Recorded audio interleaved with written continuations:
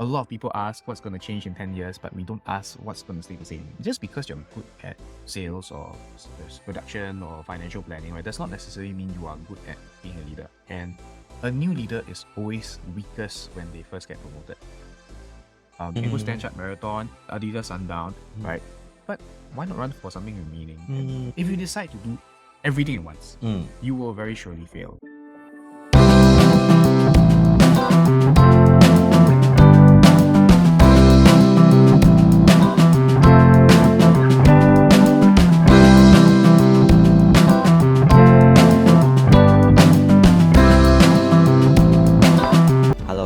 Welcome to Ask My Leader, brought to you by GoodWhale channel.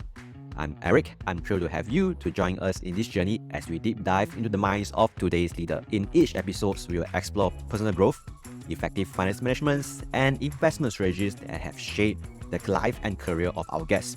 Whether or not you are just starting out or scaling new heights in your career, I believe there's some things for you to learn. We are here to inspire you, challenge you, and even change the way you think about personal development and leadership. And hey, if you find these episodes valuable, do us a favor, hit the like button and subscribe to our channel. Your support helps us keep bringing in amazing guests and crafting these stories to you. We also want to hear from you, so join us at community.goodwhale.com. Share us your thoughts and feedback. Alright, let's get started. First and foremost, welcome Andrew. Hi. Before I start, I'd just like to say thank you to you for taking time to come to our office to do this interview. Thank you for having me. So for us, just reiterate what is this session about and who we are. So GoodWhale, we are a financial companion app. So what we like to do is to empower individuals, especially from their early career, 0 to 1 in their financing or investing journey. So we believe a lot on personal finance and investing. And what's more than that, in this platform, we also like to provide our follower listeners on insights, learnings, on how to build their financial journey, their career, maybe for those who are in their business journey, some business insights as well. So really thanks again for taking time with us on this interview. Let me just introduce Andrew to you guys. So Andrew is a serial business entrepreneur. He himself is also a financial advisor. So here we can get a lot of insights on how to build your financial journey. And before we do that, Andrew, maybe we rewind a bit. So bring us through maybe your childhood, your teenagers year, any experience that shaped who you are today. Hi everyone, my name is Andrew. I am a financial services manager and I've been in the industry for 9 years.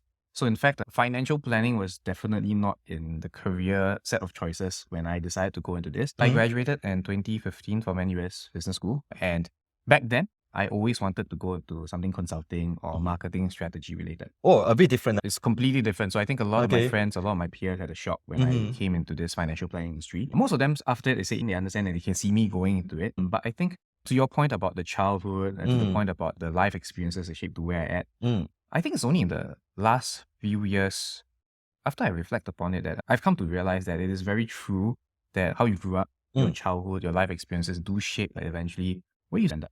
Or I think the proclivities that you have in terms of what you might do. So I come from a very strictly middle class family. We're not poor, we're not rich. And I'm an only child. Depending on how you view it, only children are either one or two things. You're either very spoiled or you're very independent. Which I am. That's not for me to speak. Which side you are? We will leave the audience to decide.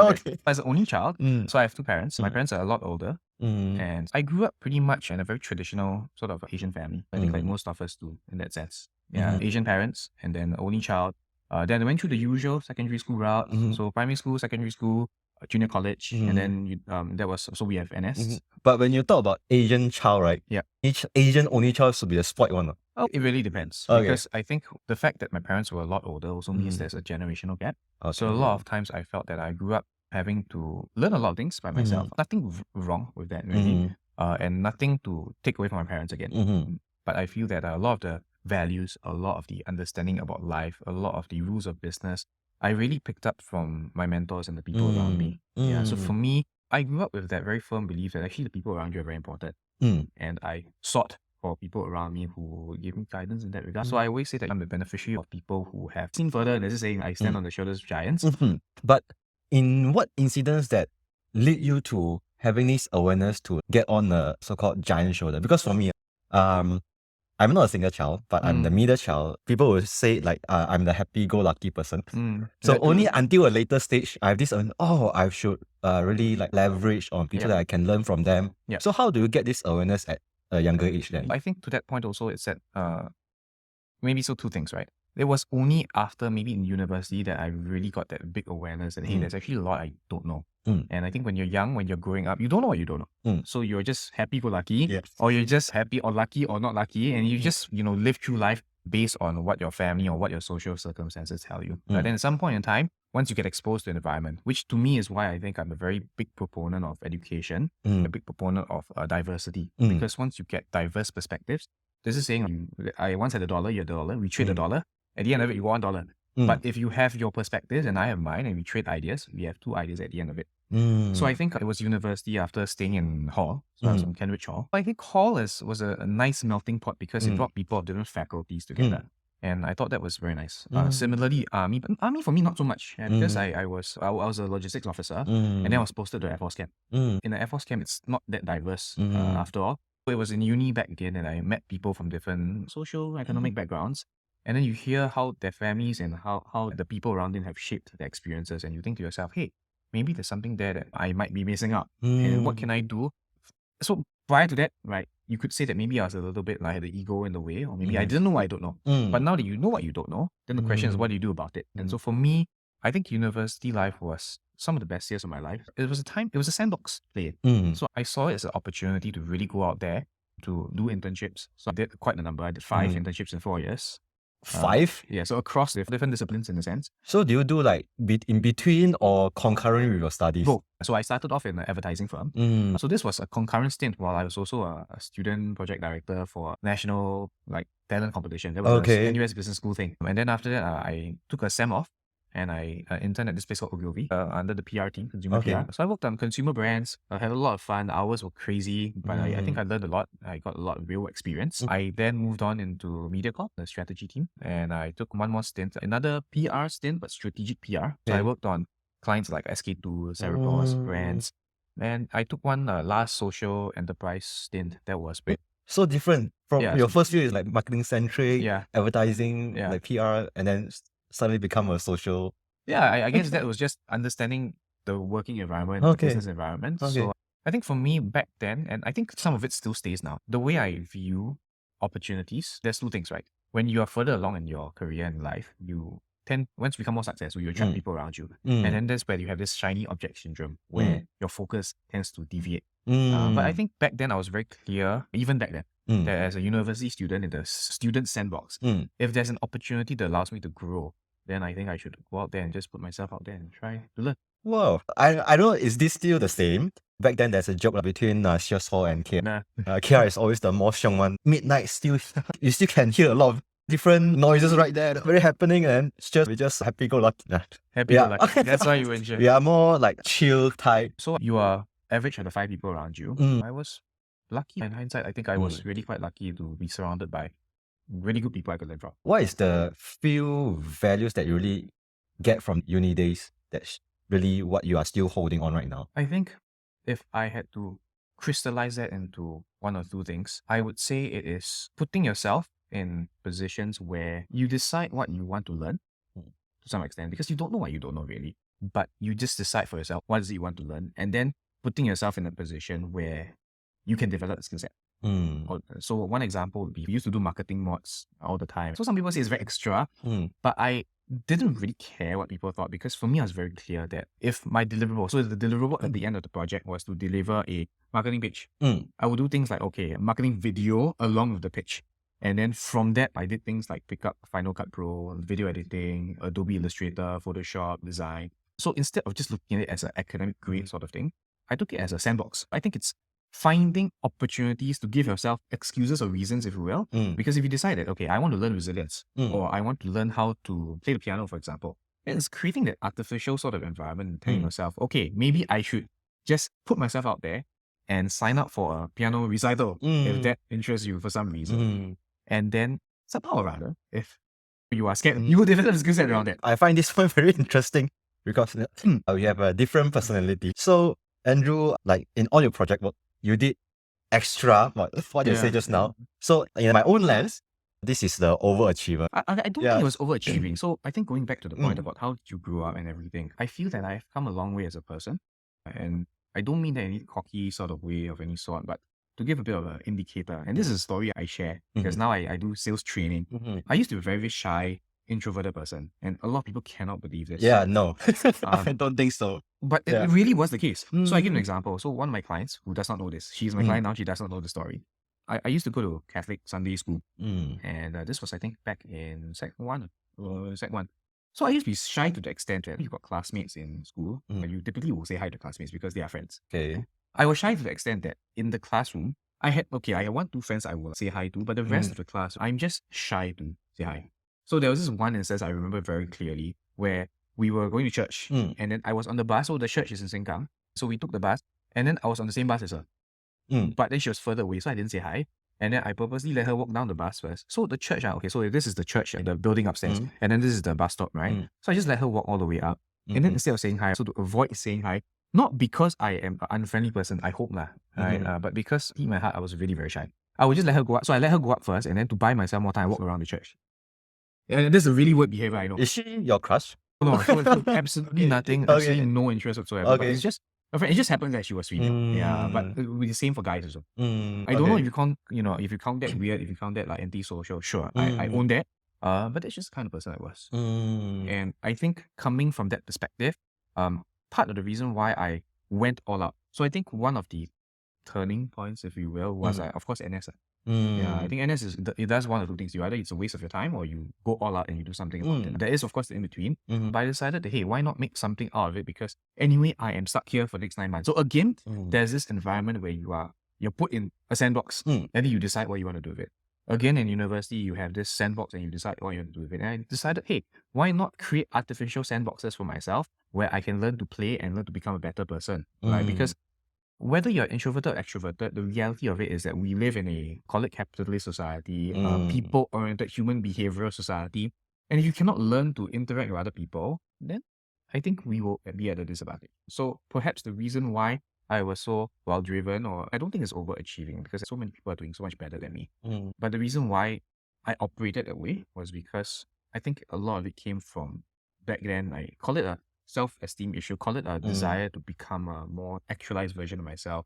But I felt that I had to catch up. At the point of time where you're shy and then right now you are more expressive, you are much more relatable to people that you talk to. Have you discovered what really underneath that make you shy?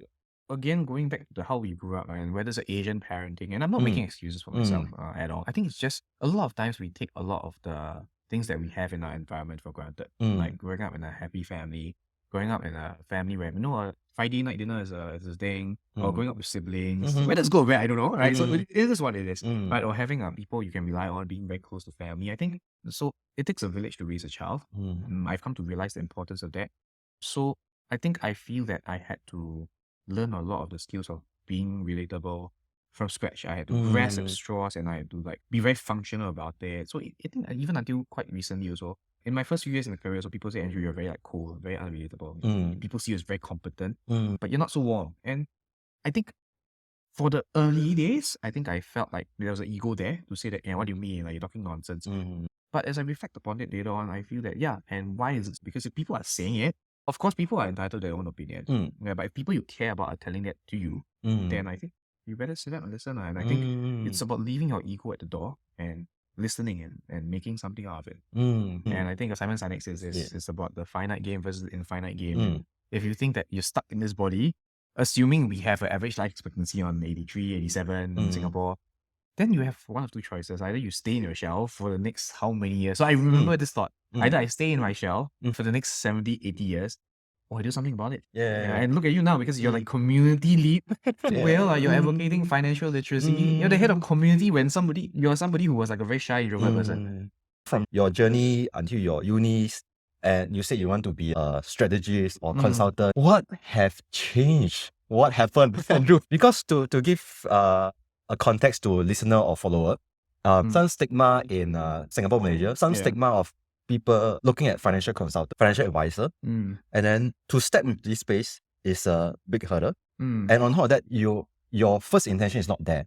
So there must be something that happened that brought you towards that direction. So what is it? Yeah, for sure. And the story of it, of how I came to it, of course, is on the surface, is that I fell into it because I went through a internship competition program organized by my firm. And without going too long into the entire story, I got exposed to the culture.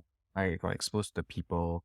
I realized that it's a meaningful career. And I think these are things that you will hear from any other financial consultant. And of course, at the end of the day, it's an honest job. What we're doing is important. It's sufficiently lucrative also at the same time. And I think there's meaning in what we do. And so at the end of the day, what we are all looking for is not to be the best like investment banker, not to be the best insurance agent, not to be the best FMCG marketer, but we're looking for something that's meaningful. And going back to, so I think you asked a very interesting question because you asked about the childhood thing.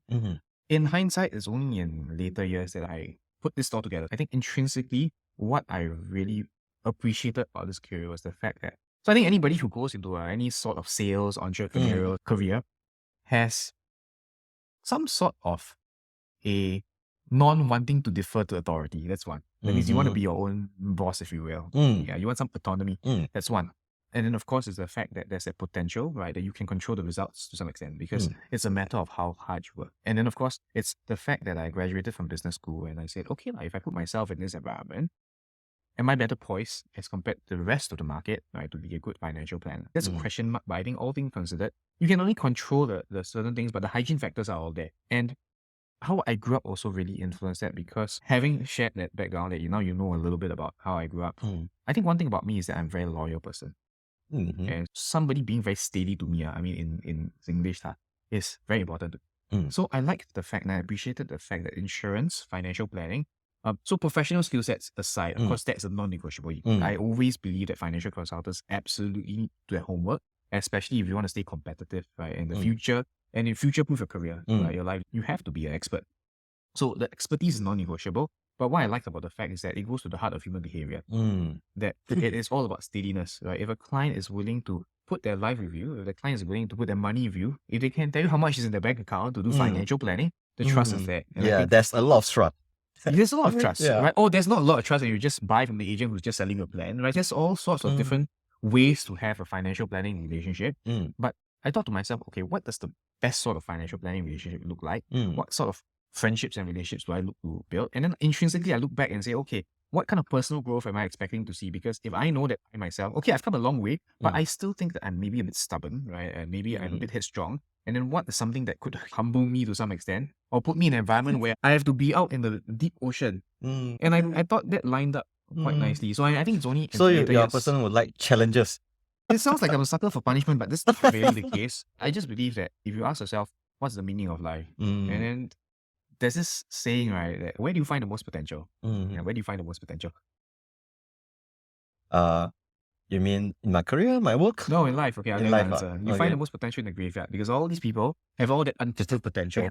And I think to some extent that scares me because, again, if I go back, so it sounds like a bit wounded, but no lah. I just think that once you get to a certain stage where you reflect about yourself hard enough and you think about the problem hard enough, I just thought to myself, okay, if I need to catch up in life with all this supposed... So I always feel like I need to catch up. I always fear that I am, maybe call it lousier than other people.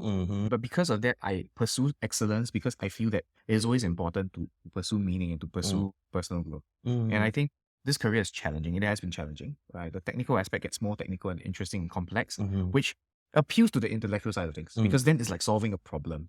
Yeah, and then looking at the opportunities and working in different profiles and different clients and helping in their financial planning. It's like a big puzzle to me. So I like the intellectual aspect. I like the fact that the question mark is like, yeah, it's like you don't know how the interaction is about. You meet all sorts of people all the time. It's a free pass to build networks. So I thought, what's the worst that can happen?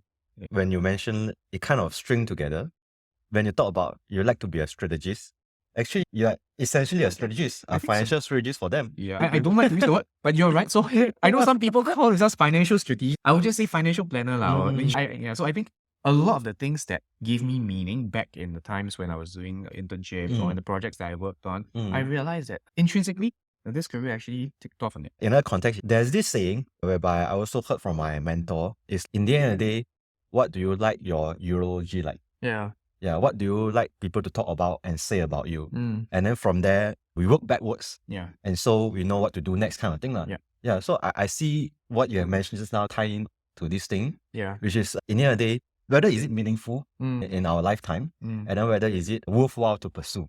Yeah. So wow, this is a very strong point whereby I myself in some juncture of life also, it's like a question that I asked my previous guest is like, how do you know that's your North Star and then you continue to pursue it? Mm. How do you like know it? And then whether or not you would sway away from your North Star Mm. at some point of time, and then like how do you address it? Mm. I like this question because I've thought about this a fair bit. Angela Duckworth, right? Grit and the North Star. And my answer to this is that you don't define. So I think how I've grown as a person also is that back in the earlier days, I used to define myself by achievements. There are the sales awards, winning case competitions, and it's not wrong. But then you get caught up in that grind, and then you run at risk of burnout. And that's not the North Star thing, right? Because once you start thinking about what kind of person you want to be at the end of the day, then that mindset or that outlook on life changes quite a fair bit. And I think it has changed quite a bit for me.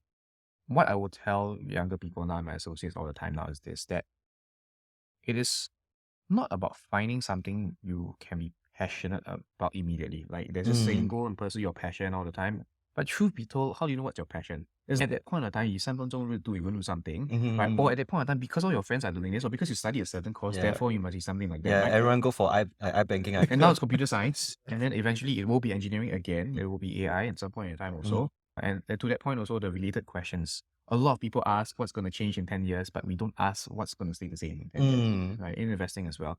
But to that point, the North Star thing is, I think at the end of the day, there are many routes to success.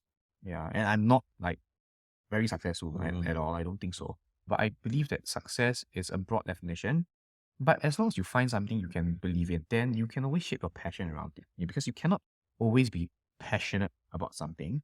Yeah, because maybe at one point in time, I was passionate about learning guitar. It could be, right? And then how do you know you're going to be passionate about guitar once you get married and you have kids? It's different. But I think you just need to find something that you can believe in, and that becomes your North Star, that vision of who you want to be as a person. And then you shape your passions around it. You're also building your own team. Yeah. So how does this leaderships like, what is your leadership style then? How do you groom them then? There is no one fixed leadership style, I would say. Again, I think I've also grown a lot as a leader. I'm still learning. The equation becomes complex whenever you have people. Because I don't think anybody sets up to be a lousy leader. I don't think that's the case. But you have a hand that you are given, and then you work with that hand, right? So I think deciding what kind of leader you want to be, I think first of all is being aware of what sort of leadership styles, what sort of person you are and your limitations, and then being adaptive to the different like personalities and the different contexts. Yeah, and I think the style has to be different for different people, especially in sales. Yeah, because different people are motivated by different things.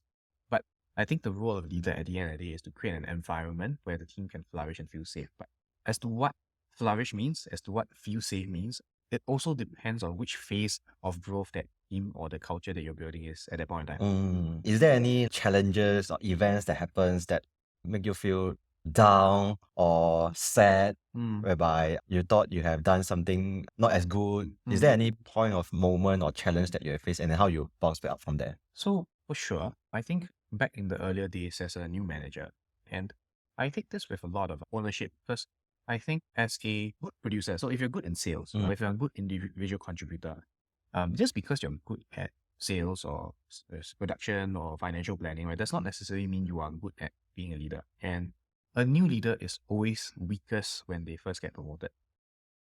So back then, when I just got promoted, I didn't know all these things. And then so I had associates who joined, and then also I had associates who left. And for the longest time, I beat myself up over it and said, what is the problem with me? Is the problem with other people? And I think it was a mix of both, right, in all honesty, right? The implication of that was that I had not learned how to become a proper, good, adaptive, transformational leader. And that's one. And I think what that means also really depends on the organization and what kind of people and what size you're at also, right? But yeah, I think it's important to stay like grounded and stay that you always have that mindset that you're always learning. That's one. And then, but also to some extent, it's also giving yourself some slack and not beating yourself up over it. Because if you tried your best at that point of time, based on what you knew, could you say that you are a lousy leader? To some extent, the results don't show. But again, you have two choices. If you're playing the infinite game and you're in this for the long run, and if you believe and your North Star is that you want to groom people at the end of the day, then it's taking some of that pressure off yourself and being kind to yourself. I would say that an individual, right, under a leader also has the responsibility. A relationship is two ways, isn't it? So that individual also has the responsibility to groom or have good relationships with the leader. But you expect to have that entitlement. You can, but it depends again on context. So I would say that I think I've grown a lot of that. I've come a long way in terms of that sort of thinking. So I'm quite clear on the leadership vision of the team and the culture that I want to build in the longer run. I have something I can believe in. I have something that my associates believe in as well. We're looking to build something big together. But you realize that the myriad of personalities in my team is very different, which is good and bad because not bad lah. It's just different because you want to manage different personalities. But it's good because you want to make everybody, if you have something that everybody can believe in, it means that the vision is sound enough. It's strong enough to let them stick lah. Yeah. Actually, just now when you mentioned about a new manager having a difficulty, I just recall back the moment that I being assigned a team member to lead. Wow, that was the toughest moment of time. Yeah, because I never been in the leadership position. Yeah. Where I need to lead another person. Yeah. When I also don't know what I don't know. Yeah. So it's inexperienced like manager kind of thing lah. Yeah. And back then when I was just started off as a product manager and I have a team member to tag along, actually I myself is as lost as him. Yeah. So it makes me think that I couldn't lead. Yeah. I couldn't manage. Yeah. And thus I don't know how to manage this relationship. Yeah. And it turned out sour lah in the end, which is also a learning journey for me. And this brought up to my another situation whereby I need to lead another person. And this time round, what I did differently is really, I just straight away tell him, this is also my first time doing this. This is my vision and what I'll be doing. So are you willing to do this with me? Yep. So I find being like transparent in that end helped me a lot more. Yeah. But what do you think about being a transparent leader at this sense compared to a more authoritative one? Because what I find like people who are like maybe in the 50s, 60s kind of age, right? They are more authoritative one, which is also successful model. So how do you talk about this different type of leadership?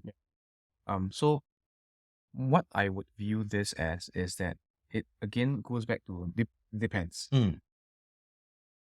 I would say, and I wouldn't say my answer is the correct answer, but you ask me what defines a really good leader. I think it's the skill to be adaptive. First of all, to have the muscle, right? Train in different ways of leading. That's one. And then secondly, it's being able to adapt to the different circumstances. Right. So to your point, right? It depends on what circumstance you're in. Because in your case, if let's say you're a product manager and then your associate is just one level under you and then you're new, then the thing is, of course, you want to understand what is the problem you're solving and what's the best way to work on this together. And in that case, it would have been to get the person to buy into the vision, to be collaborative. But if it's a different circumstance, say for example, with this charity run that I ran. So in an example where you are a chairperson, right, of a large project, and the people under you are a lot more junior, right? Or they've done something that they've never done before, and you have the experience in that space. You cannot expect them to idea on their own sometimes. Or rather, you want to inspire their creativity, but at the same time also you do want to be directive in certain things. But you don't want to be directive to the extent where you are micromanaging. Some people do need direct. So it depends, right? If you're talking about the context of a chairmanship in a large scale project, I would say you want to have directive on the leadership. But that's not your role to micromanage. Right? You need to be able to teach the leaders at the different level, right, to micromanage. Or manage in a sense. But some people do need to be micromanaged. If you are talking about the context where you are a sales leader trying to kind of enforce performance to some extent, sometimes performance has to be enforced. Then in that context, it's about finding the sweet spot between culture and performance. But then again, what's sweet spot really? Because what the sweet spot is also depends on the kind of people in the team. It depends on what you want. So again, goes back to the vision has to be directive to some extent. It has to be led by somebody, right? But then the individual components that make up the whole, right, they are managed differently. So some of it has to be leadership, some of it has to be management. The styles will have to differ depending on the people. I had a very good conversation with one of my young associates recently as well. So she's Gen Z, basically. I have a lot of Gen Zs working with me. And they say, boss, like actually what I appreciate more is that if you tell me, you give me more positive encouragement. She will come up to me, it's very nice because she'll come up to me and say, yeah, that day I'm very angry with you. Because the way you text me sounds very rude. I say, what do you mean? And then, so we had this long conversation. So it's in person. So I think one good thing is to establish the communication point on a regular basis. Because sometimes you really don't know. But it is the proximity effect, the fact that you have that relationship or you have occasions for proximity that allow these things to come out. Because if you ask somebody to give you feedback directly, right, they may or may not give you the feedback. Right? But if it's in a social setting and they feel comfortable with you, they will come out and say, hey, boss, this one, the time you say this, then actually, why you like that? I very angry with you. Yeah, so I really had no idea. But we had a good conversation and a laugh after that. Because I was like, what do you mean? I didn't even know. Yeah, so... Yeah, what text only? What is... what does it mean? Yeah, so actually I didn't mean anything. I just meant it. So she thought I was like angry. But literally, I just meant it as a matter of fact. So I think it's understanding each other as people. And then going down to the ground and relating to people. Of course, it's a more tiring way of leading people. But it works so far. You have so many things to look at. You have so many multiple stuff that you are working on. How come you are doing this charity run? What happened? So maybe for the audience and for a bit of context. So I chair this thing called the NUS Bizad charity run. It is one of the flagship projects of NUS Business School. And I sit on the board of the NUS Business School Alumni Association, which you are coming into also, right? Thanks to me. Right? Okay. Yeah. So Eric didn't know what he was getting into. He will find out very soon. It's like onion, bit by bit, I getting to the core. Yeah, so maybe for context, so I never had any intention to become the chairman of the Bizad charity run. I was asked to become the chairperson because somebody saw something in me and I initially was quite hesitant about it. But then again, to your point, so I think you asked a very good question. I don't know, you planned this quite well somehow. But you asked about the North Star thing. And I think when it comes to what kind of person do I want to be, I think I want to be a person that is not just all about business, but I also know what I'm good at. I'm good at pulling things together. I am good at finding areas of arbitrage and connecting people together. And then I thought to myself, okay, this is something I might actually be good at. And I want to be a person who also gives back. I've always believed that once you start to do well in business, it is important to give back. And for any measure, I don't think I'm doing very well. I think I do okay. But my long run, well, so back then, right, what I was thinking before I joined the association was that I want to make it big, I want to make it successful, and I want to set up my own foundation. And that's of course a crazy idea, but you start somewhere, right? And why I want to set up a foundation is because at the end of the day, money is not good, money is not bad, right? But I'm a financial planner. This is literally my job. I have tools at my disposal that create more money. I should utilize and harness that skill set. Because if you ask me to go and be, I don't know, something else that's not related, right? Then it's not capitalizing on what I spend my entire life working on. So I thought, okay, maybe the foundation thing is something there, right? So that idea has changed because I think my idea of philanthropy has changed quite a bit. So it started with that. So when I was asked to become this chair for this charity run, the funny story is I didn't used to run. It was only after I became chairperson that I started running. The cause that the funds were being raised for the charity we are raising money for is for underprivileged students. So now the causes have expanded very much, right? Because my goal is to find something to create social impact. Right? So I realized the underlying motivation of why the foundation idea came about was because the North Star idea behind it was to create impact.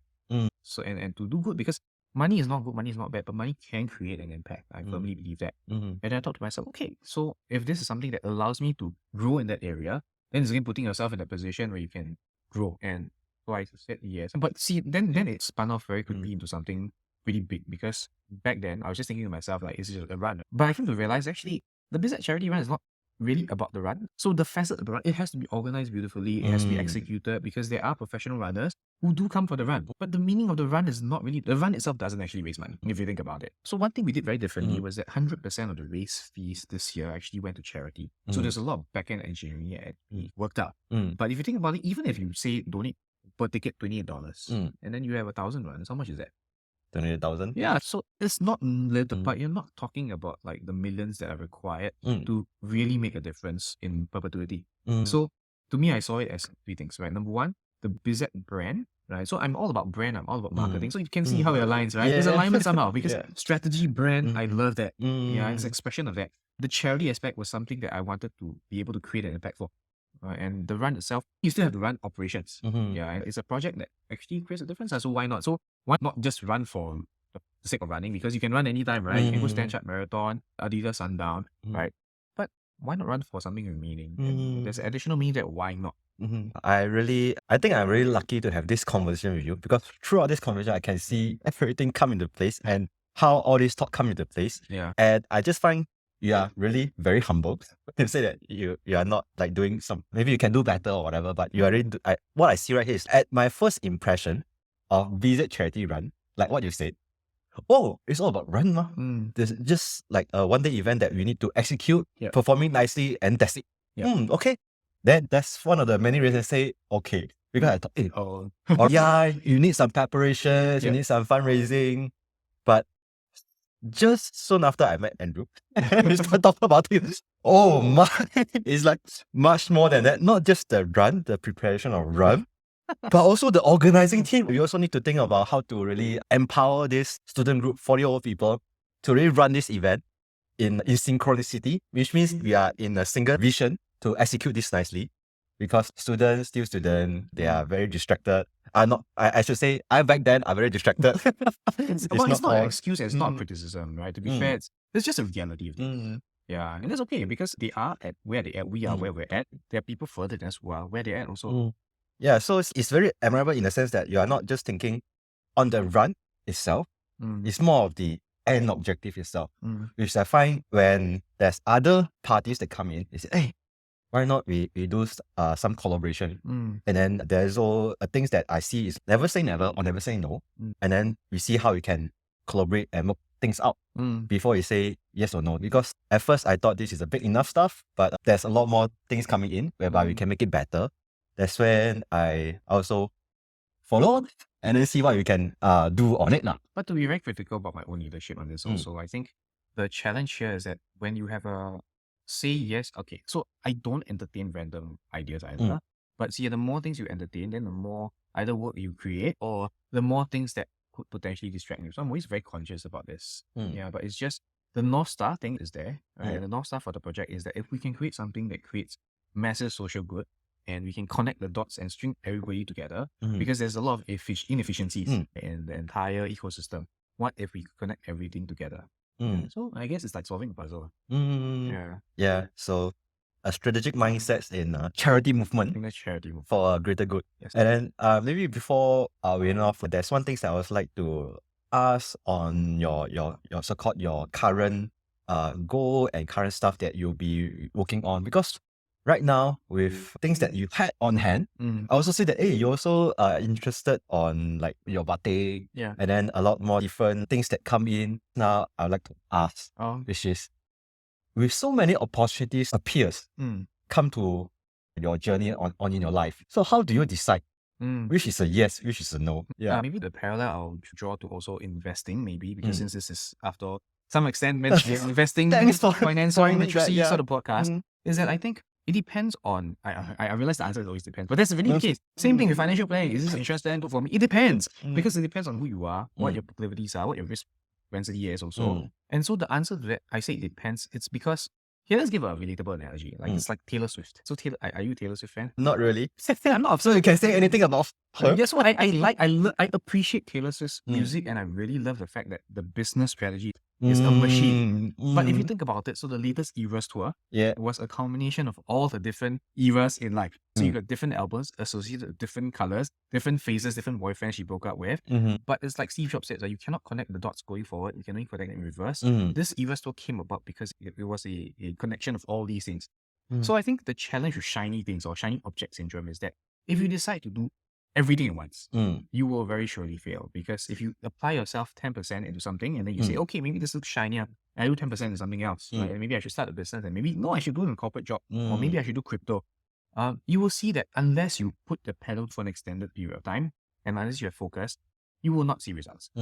For me, what has worked out well is the fact that I was very laser focused on one aspect of this business from the very beginning, which is financial planning. It is my passion. It is my identity. It is my core value in a sense. It's my calling. And then my niche has expanded into working with professionals, business owners. So I have a lot of clients in tech, finance, VC, that's profile.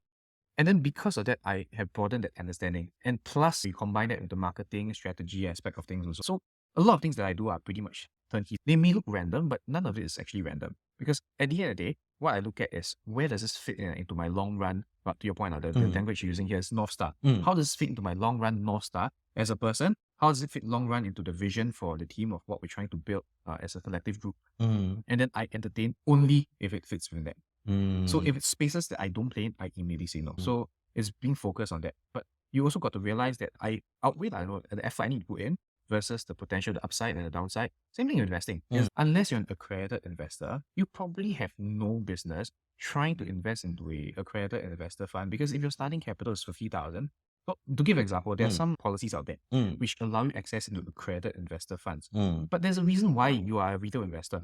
It's not a criticism. It's just that you probably don't have the awareness, or you probably don't have the risk appetite. Or maybe capacity, financial capacity. Capacity. Yeah, because unless you have 300,000 or a substantial amount of net worth, you probably don't want to do that because the risk level is very different. So I would say it's different life phase. For me, it looks like I'm doing random things. It's not random because all of it fits in the long run picture I'm trying to build together. But it's like you're building a house, you choose to either build one by one, or do you want to choose to build multiple together because you really have the blueprint. So the blueprint for me is really there. So whatever I do, it's always in line with the blueprint. Yeah. So let's say there's a person's like in their early career, they would like to go into financial planning. What is your advice to them then? You think for them, as in like for an individual doing financial planning? Yeah. So I think it's knowing, first of all, like what are the different things that you want to look out for in your life phase. Actually, financial planning for a salary employee, a corporate person, is not that difficult after a while. You get a first job, but now maybe Gen Z, after first job, second job, gig economy. So it's getting a sense around that first. Are you going to be a gig economy person? Are you going to own a side gig? Right? What's your retirement going to look like? How's the job environment going to be? But of course, the very beginning is you want to make sure your insurance is done properly. Yeah, and I say this not because I'm an insurance agent. I am. You should. Right? But simply because if you're just starting out your career, right, you know that your net worth is not that much. You cannot afford to take the hit. So insurance is just risk planning, right? You're paying a small premium to cover something that's not supposed to be likely to happen, but if it does happen, it's going to wipe you out. So it's like the same analogy. Do you pay down debt before you invest? Right? You want to make sure you're protected first before you start investing. But you can do both at the same time. If you're somebody who's not savvy or not super interested in going into like trading and options and all sorts of things, then but you still recognize you still have to retire someday. Then it's a matter of understanding yourself. So a lot of it deals with, the reason why I say it depends is because it depends on the person. Your risk profile could be different. Your interest or risk appetite is different. Your time horizon could be different.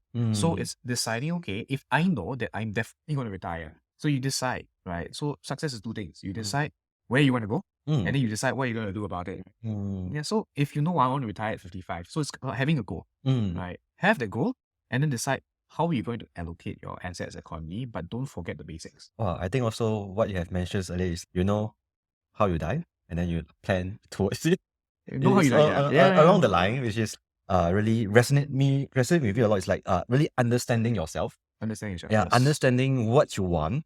Yes. Yeah, this is the very two key component to help in financial planning. Like a lot of like community members, they come in, oh, I want to have 1 million. Then, so what does this 1 million mean? You want this 1 million for what? So without knowing what you want, and then how you want it to be, I cannot trade whatever or options and stuff like that. Then you can plan out according to the way that works for you. To add on to that also, that helps with the shiny object syndrome, or that helps with the fear of engaging with different, say, insurance agents, financial planners, or different sources of information. Because I think the challenge that a lot of people will face nowadays in today's context and society is that the volume and velocity of information that we receive on a daily basis. So you see stuff on social media, stuff from financial bloggers, space of investing, right? Then you see the latest crypto project, and then what do you do about that? Right? Of course, you should pursue knowledge, and you should learn to be literate about these things also. But when you are aware of your own identity, and I mean that also across all aspects of life. But when you're clear, okay, this is the kind of person I'm going to be, and this is when I want to retire, and I know that these things are important, I don't need to be expert in the individual spaces. That's when you speak to a financial planner. Then it becomes a matter of which financial planner works best for you. It's no longer of which plans this guy pitched to me or this person pitched to me. Then I don't need to compare the returns anymore because I really know what kind of person I am. And it's just about trust. It's about building relationships with trust. I think that's a very important pointer. If you don't even know what you want and who you are, when you meet different financial agents, you get different opinions that sway your decision. Yes. Whereby in the end, it sometimes works for you, but what's bad is when it works against you. So knowing about yourself and what you want, I think is crucial. Thanks for that advice. There's these traditions that we make Dario our CEO. This is the questions that from my last guest. So he'd like to ask you, if Singapore could have any temperature in the world, any humidity in the world, what temperature or humidity would you choose to live the rest of your life? Wow. Okay. Definitely not humid because I survive very easily. Wait, who's asking this? One of our previous guests. Really, any beside the random because, one. Yeah. okay, it's definitely not human. I know that there's risk of the skin peeling and everything, but I guess when you've grown up in an environment where you always sweat all the time at the slightest, I can feel you because I'm the same. So I think a humidity of maybe exactly 0 would be nice. Temperature does not matter, but maybe just a nice little 24 degrees Celsius where the wine is straight up room temperature. You don't have to put things in the fridge. I think that's perfect. All right. Okay. Yep. So it's 24 degrees, 0 humidity. Yeah. Which is also what I like. Okay. So these are the questions that you've answered. So what questions you have for our next guest? For the next guest, that you'd like to ask? Any question? So it's like a sabo kind of thing. No, it's just like out of curiosity and a bit of fun. Okay. Yeah. If you had one thing that you could only have for the rest of your life, what is the most important to you? One thing. Yeah. Is it physical or anything? Open, yeah. All right. And why? Okay. So if you have one thing that you like to have, and the things that you can only have for the rest of your life, what is it and why? Okay. All right. That's the end for this interview. Once again, thanks Andrew for taking time. I really learned a lot from you. This is fun. Yeah, and then I think it's really exceptionally useful for people who are at the juncture whereby they are looking for leaders, they are looking for mentors, they are wanting to learn something new. I think a lot of bits and pieces of this information is in between really help them a lot. I really hope that those who listen, if you like it, just follow us, give us a comment, and we'll see you in our next episode. Thank you. Thank you. Bye-bye.